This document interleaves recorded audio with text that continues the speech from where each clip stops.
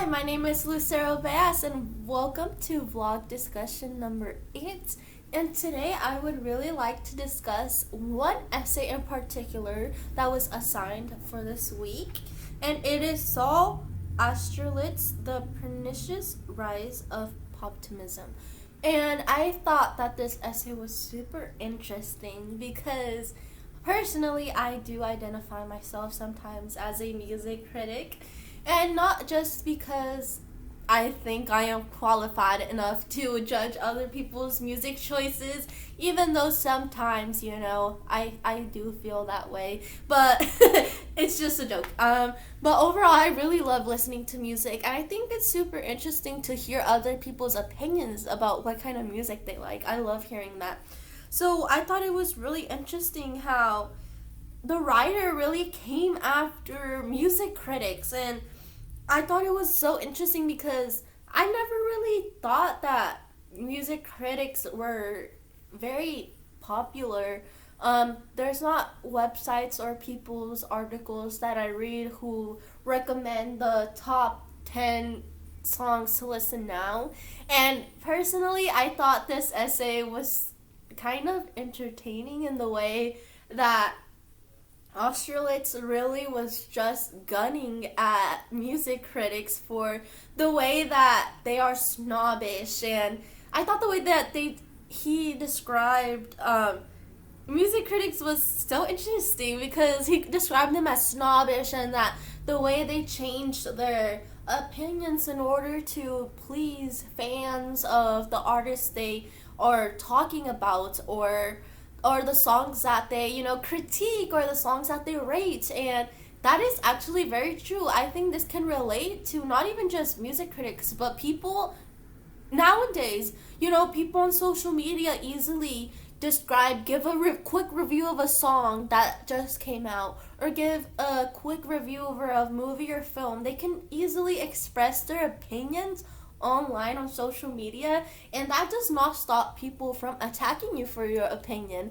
And I think the way Austerlitz approach, he really talks about how social media, no, he actually talks about how critics take other people's opinions and change it, so their actual choices or their decisions or opinions are very biased.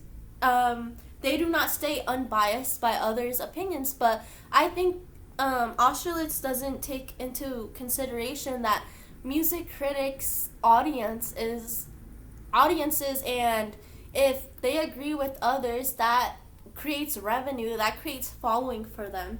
And it's kind of obvious, that's kind of how the world works out here. It's not fair. And I thought it was just really funny because he provided an example of Beyonce, about a music critic, rating Beyonce's new album, I believe, or new song.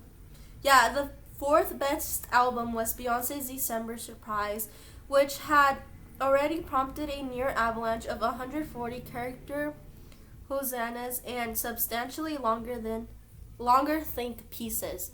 And he used Beyonce as an example. I thought it was so funny because Beyonce fans, personally, in the past, a lot of people in general, Beyonce's fans are called the Beehive.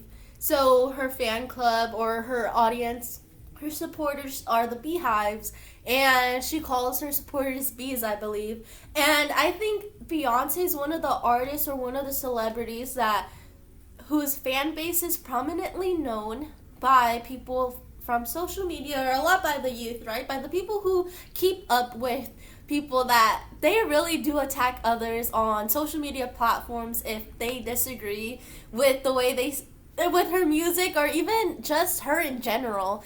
And I think it's funny because that's the truth. These are challenges that music critics have to consider, because if their opinion goes against majority of the audience of people who have listened, it does affect their work. And I understand why they might change their opinions after being attacked online, because that affects the way others view you.